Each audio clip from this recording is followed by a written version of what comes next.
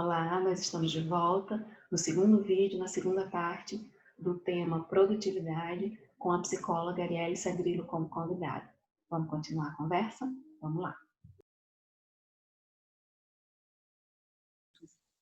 Sem considerar necessariamente que a gente tem diferentes realidades. Se eu tenho diferentes realidades, eu tenho diferentes urgências e diferentes necessidades. Então, o ambiente de trabalho, que é hoje o lugar primordial de onde vem essa cobrança, né, ele foi completamente alterado nesse contexto, né, nesse contexto de pandemia. A gente teve, e aí eu observei, tanto em contexto de empresa quanto em contexto clínico, né, o quanto houve um aumento das demandas. Então, né, ao contrário do que se imaginava, de que agora eu vou ter um tempo livre porque eu estou em casa, o fato de que ninguém sabia o que fazer nesse momento, né, e toda a incerteza de mercado mesmo, de modo geral, fez com que houvesse não uma diminuição da demanda, mas um aumento. Então, a gente tinha, além disso, né, o paralelo a isso, uma ausência desses limites entre vida pessoal e profissional. Então, eu não saio mais de casa para ir para o trabalho. Minha casa é o trabalho.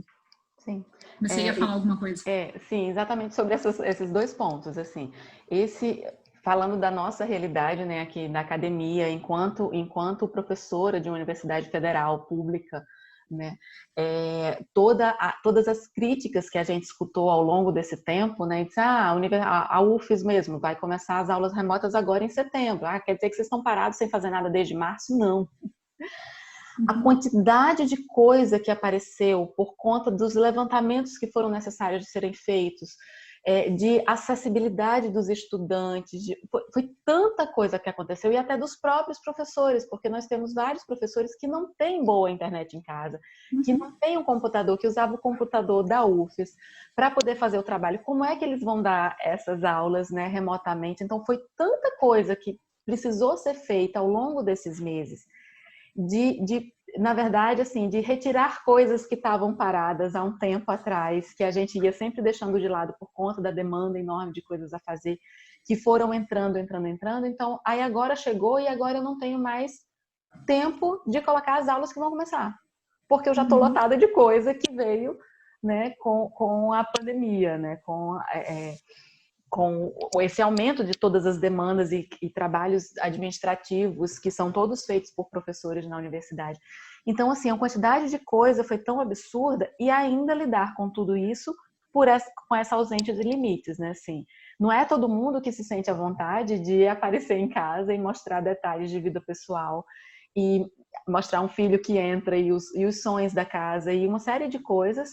Além de que, por conta de você não estar no trabalho fisicamente, você estar remotamente, né, trabalhando, parece que os empregadores, e no serviço público isso acontece muito, eles se sentem no direito de entrar em contato com você, não importa a hora do dia, não importa o dia da semana, porque já que você não está lá, você tem que estar disponível. Então, tanto eu como meu marido, que também é servidor público, a gente recebe mensagem e telefonema 7, 8 horas da noite, tem mandado de segurança para responder, e tem o tempo inteiro, né? Então, assim, se quebrou um horário de trabalho que se tinha e que não se tem mais, né?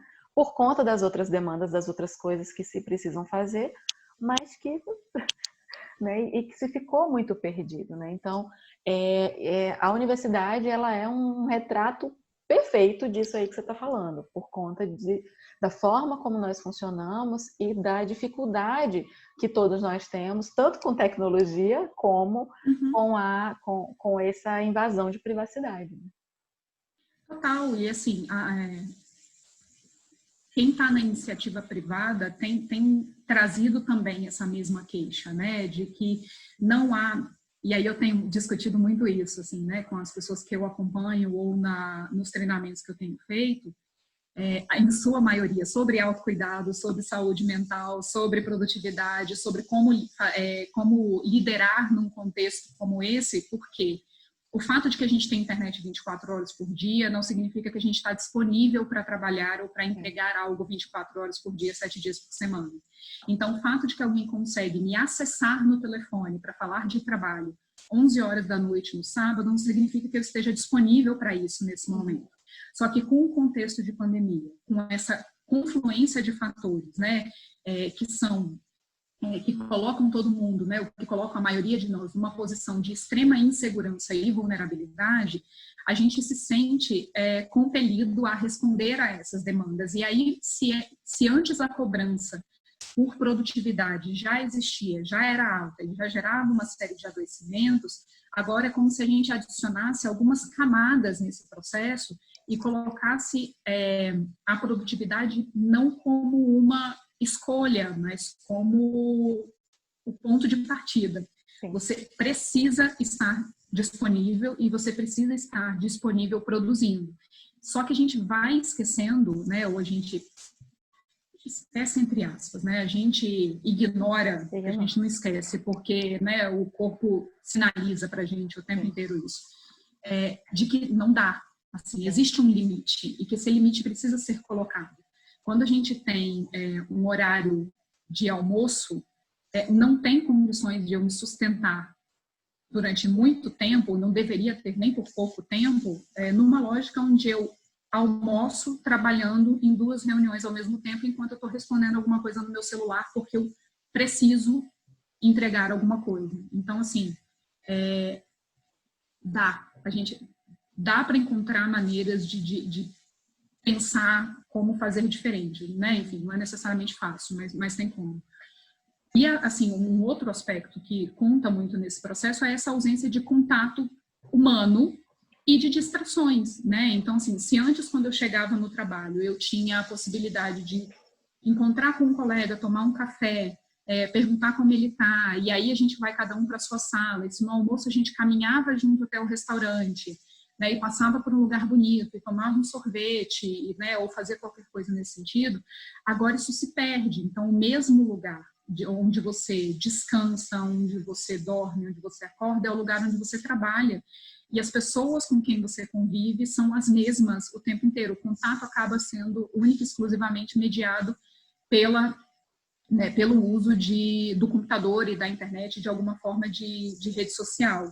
Então, isso traz implicações também para a maneira como a gente se relaciona, né? Então, tanto a nível pessoal, quanto em termos profissionais, né? Como que são essas relações profissionais. Então, a pandemia de Covid-19, ela acaba empurrando as nossas vidas, né, para esse espaço virtual. Então, a gente foi, como você disse, né, Val, as aulas, de repente, passaram a ser todas online. Nem todo professor foi preparado, ou a maioria dos professores foi preparado para, de repente, virar um youtuber ou qualquer coisa nesse sentido e produzir aulas que sejam interativas, interessantes, completas, num formato de vídeo gravado. Então, existem aqueles que estão mais confortáveis com isso, existem aqueles que não estão. E, de repente, parou-se de existir a opção, né? Ou extinguiu-se a opção de usar esse recurso ou não. E aí as trocas que antes aconteciam pessoalmente, elas se perdem.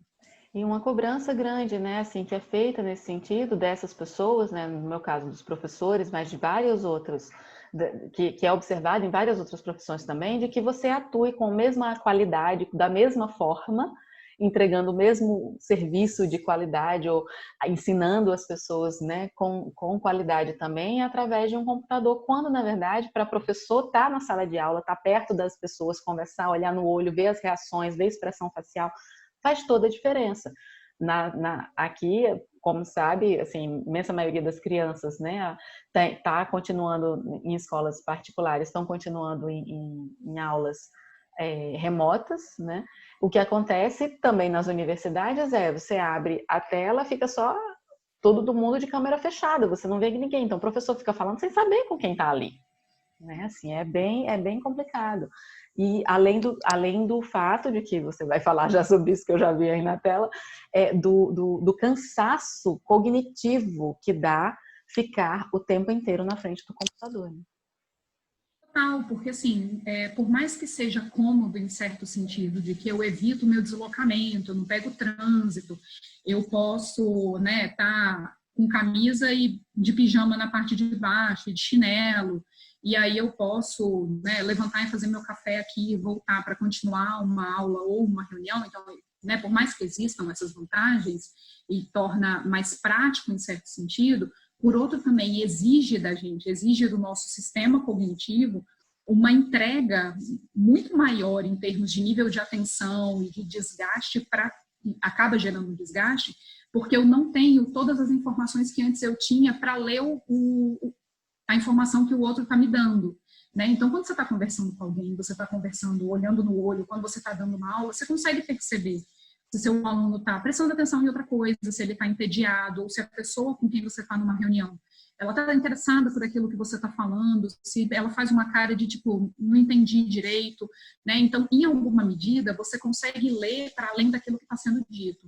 Se eu estou vendo, se eu estou interagindo, dando uma aula, fazendo uma reunião, apresentando um produto, atendendo um paciente, e eu tenho como única fonte de informação a voz, eu perco uma série de elementos para conseguir fazer a leitura daquilo que está sendo feito. Então, não à toa, a sensação de cansaço, ela vem também não só pela quantidade de reuniões que a gente está tendo, que a gente faz, ou de atividades que a gente faz online, ou pela não possibilidade de interrupção entre uma e outra, porque, né, os horários estão absolutamente atropelados, porque eu tenho visto com certa frequência pessoas que estão em 2 reuniões ao mesmo tempo. Assim, olha, desculpa, eu tô numa reunião aqui com você, mas eu tô ouvindo outra, então se eu precisar parar, porque agendaram as 2 ao mesmo tempo. Então, além dessa demanda, né, de que esteja presente em todos os lugares ao mesmo tempo, porque agora você não se desloca e você não precisa estar fisicamente ali, existe esse cansaço de que eu preciso colocar mais energia para conseguir ler a informação que o outro está me dando. Então, e aí assim, eu estou elencando todos esses pontos para a gente pensar que existe a ideia de que produtividade tem a ver com a quantidade de coisas que a gente entrega. Mas a gente esquece ou perde no meio do caminho o olhar para a qualidade daquilo que está sendo entregue ou a que custo esse produto está sendo entregue. E aí, quando eu falo de produto, é tanto no sentido de algo material que eu entrego, então de um relatório, de um documento, quanto da relação que eu estabeleço. Então, enquanto psicóloga clínica, o meu produto é a minha relação com o meu paciente. Então, se eu não consigo, né, a criação de vínculo é o produto que eu entrego para ele. Então, ser produtivo precisa...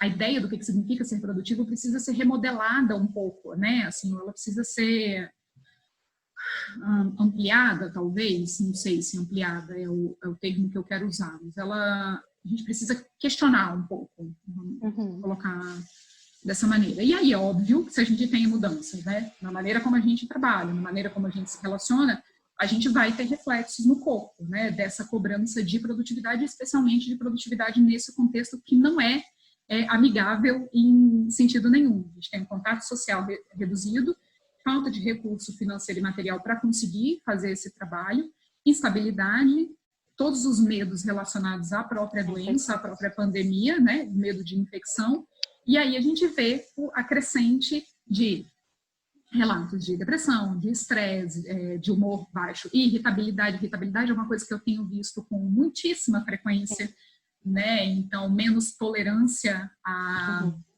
ao tempo do outro, à dificuldade do outro, né? Ou exaustão emocional, tédio, frustração, né? Alguns que já estão à beira de um burnout. Então, assim, o final de semana, mesmo quando consegue descansar, já não é suficiente para recarregar as energias, porque o nível de cansaço ele já está muito maior do que a capacidade que você tem de resgatar essa energia por conta própria. Então, o corpo e a mente precisam de um tempo, né, mais ampliado para conseguir se regenerar. Alteração de alimentação, então sejam aqueles que não conseguem se alimentar adequadamente, sejam aqueles que estão descontando na comida, o estresse, a ansiedade, aí vem as mudanças corporais, e aí, eu ganhei peso, aí agora que eu ganhei peso eu não gosto mais do que eu vejo no espelho, eu não gosto do que eu vejo no espelho, eu me sinto triste, e aí eu não consigo mais me relacionar, não me visto bem. Então, assim, a coisa vai virando uma bola de neve, porque o problema lá de trás, aquele que desencadeou, acabou não sendo olhado. Fora as, né, enfim, dores diversas e outras somatizações corporais. Eu trouxe alguns dados de pesquisa assim, que foram feitas ao longo da pandemia sobre algumas das principais sensações e principais queixas, só para exemplificar um pouco disso que eu estou falando aqui, para, enfim, só elucidar. Posso disponibilizar esse material depois para o pessoal, para eles, enfim, olharem com mais calma e e conseguirem pensar a respeito, porque eu não queria me prender muito nisso, né? Mas, enfim, sono foi outra coisa, né, alterada nesse contexto, qualidade de sono, até mesmo os pesadelos, né? O conteúdo dos sonhos e pesadelos foi alterado em função da pandemia e dessas cobranças todas que agora ganham novos contornos, né? Trouxe também alguns recortes de diversidade para pensar como alguns grupos têm sido mais afetados, né, ou menos afetados por esse contexto, por essa cobrança, por essa existência ou inexistência de uma rede de apoio, porque quando a gente está falando de entrega, de produtividade, de uma cobrança, a gente precisa pensar o que vem junto, né? E vem junto, nesse caso, como um fator de proteção, a existência de uma rede de apoio de qualidade. E aí, quando eu tenho ter uma família em casa, pode funcionar como um fator de proteção ou pode não ser um fator de proteção, depende de que contexto de família a gente está falando, né? Então, estar casado, estar com um marido 24 horas por dia, 7 dias por semana, pode ser extremamente problemático se essa relação não está boa, mas pode ser alguma coisa positiva para dividir funções, para conseguir dividir angústias, né? Então, enfim, pensar essa exigência de produtividade nesse momento implica também esse olhar. Enfim, coloquei várias coisas aqui para compartilhar com vocês depois. E aí, assim, então, o que significa ser produtivo hoje, né? Assim, produtividade hoje, a gente está falando de uma cobrança por autorresponsabilidade, acho que mais do que qualquer coisa. A gente tem falado de que existe uma demanda externa, mas eu queria muito marcar aqui, né, e queria muito que ficasse como ponto de reflexão, principalmente, o quanto a gente internalizou essa cobrança, que inicialmente era externa, e a gente não se permite colocar o limite, mesmo quando o outro abre espaço para isso. Então, muitas vezes, esse discurso de que não existe a possibilidade de pausa, ele vem muito mais de uma necessidade nossa de se sentir útil, de responder, de produzir, de sentir que tem valor e de se sentir pertencente, porque existe uma glamorização do estar ocupado, do estar produzindo, né? Então, assim, a gente começa as conversas dizendo, e como é que tá a vida? Nossa, eu tô exausto. Nossa, eu tô tão cansado. Nossa, eu tô trabalhando tanto. Nossa, eu tô fazendo muito. Isso fica assim, nossa, que coisa fantástica, né? E me conta, então, os projetos. E aí? Nossa, vários projetos ao mesmo tempo. Estou aqui, mas pensando em tal coisa já com... Então, assim, existe uma glamorização que faz com que a gente queira incorporar esses discursos e essas práticas, né? Então, se a gente vem nessa trajetória de internalização dessas falas e dessas práticas, hoje, num contexto de instabilidade e de insegurança e de incertezas financeiras, a gente se sente ainda mais compelido a incorporar isso, porque existe o medo de que o recurso não exista mais, o recurso material, principalmente o recurso financeiro. Sim, com certeza. Eu acho que essa questão, assim, ela é uma questão que tem, são tantas variáveis, né, que vão influenciar isso nesse momento, especialmente quando a gente fala de pessoas que estão em empregos ou subempregos, né, precários, que precisam daquela renda de alguma forma e que sentem essa pressão externa absurda e que tem essa necessidade de corresponder a essa pressão externa para que possa manter aquele mínimo necessário ali para que ela consiga manter seus pagamentos, sua vida em dia, né? Então, é bastante complicado e, assim, às vezes eu tenho... Isso era uma conversa que a gente estava tendo, que eu estava tendo via Twitter outro dia com o Thiago Zortea, né, falando exatamente sobre isso, quanto muitas vezes a psicologia, ela, infelizmente, ela passa a ignorar questões de contexto que são tão importantes, né, assim, quando a gente fala, a gente precisa de autocuidado, mas sim, precisa de autocuidado, isso é essencial, e a gente precisa também falar sobre política pública, e a gente precisa também falar sobre uma série de demandas externas, né, de necessidade de rede de água e esgoto, de necessidade de moradia, de necessidade de emprego, que são também geradores de adoecimentos seríssimos, né, para a população, e que também precisam ser levadas em consideração, né? Essa sociedade de trabalho, ela tem uma forma de se lidar esse mundo capitalista que a gente vive de produção é extremamente punitivo e doloroso, né? Assim, na forma como a gente se acaba existindo dentro disso, né? Dentro desse mundo como um todo, dentro dessa sociedade. É complicado. Claro, porque se você for pensar que a gente está fazendo uma discussão sobre trabalho remoto e home office, isso já é um indicativo de uma série de privilégios. Sim. Quem faz home office, quem faz, né, quem teve a possibilidade de um trabalho remoto, e aí eu não estou minimizando os adoecimentos possíveis nesse contexto, porque eles comparecem também por uma série de questões, mas mesmo comparecendo, eles denunciam essa série de privilégios, né? Porque em alguma medida você tem um espaço onde isso pode ser feito, você está numa lógica de trabalho que te permite fazer isso. Então, quando alguém fala assim, o home office tem sido ótimo porque eu almoço com as crianças, então, né, eu tenho tempo para ficar. Ótimo, mas existem pessoas que nunca pararam, não puderam parar. Para que você ficasse de quarentena, alguém precisou entregar a tua comida. Então, para essa pessoa, como que eu falo de produtividade, ou como eu falo de tempo livre? Aqui, para uma parcela da sociedade, eu não estou discutindo a culpa por não se sentir produtivo. Eu estou discutindo o adoecimento, eu estou discutindo a vulnerabilidade, eu estou discutindo condições de emprego que não sejam análogas à escravidão, eu estou discutindo outras coisas. E aí, enquanto psicologia, eu falava muito isso em sala de aula com os meninos, que eles falavam assim, mas psicologia social pode ir para a clínica?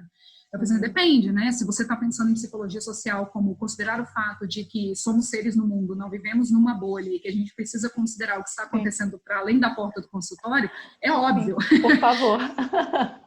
Porque não dá, assim, não dá para ter determinadas discussões sem olhar quem está fazendo essas discussões, em que lugar essas pessoas estão falando, né?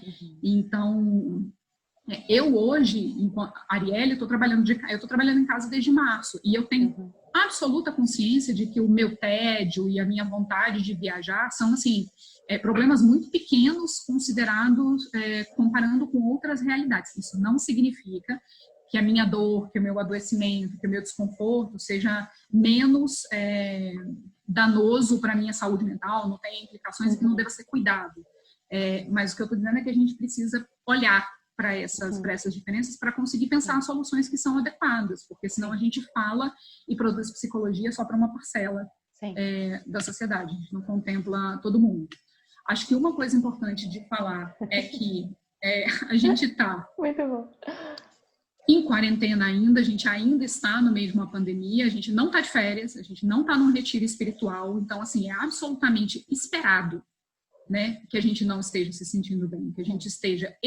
Principalmente porque não existe uma previsão de quando isso vai acabar, de quando as coisas voltarão. E aí, assim, eu nem gosto do termo novo normal, assim, acho que, enfim, tem uma série de questões com isso, mas quando as coisas vão minimamente retornar a um estágio mais aceitável, menos problemático, menos problemático. Então, assim, é esperado que a gente não esteja se sentindo bem, né? Então, assim, porque o contexto, nesse momento, por mais que você se cerque de recursos, ele não é favorável.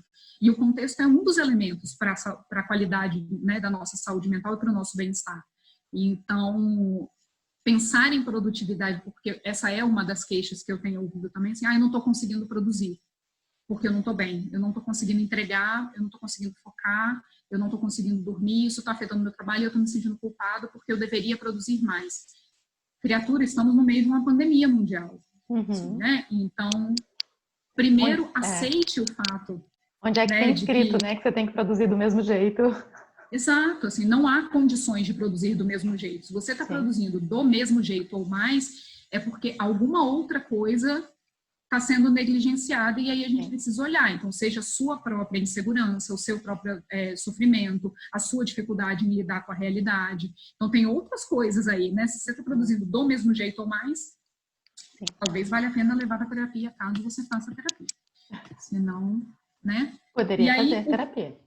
Poderia fazer terapia, seria uma excelente solução. Ou aproveitar ainda mais, né, todos os exercícios do curso para poder cuidar.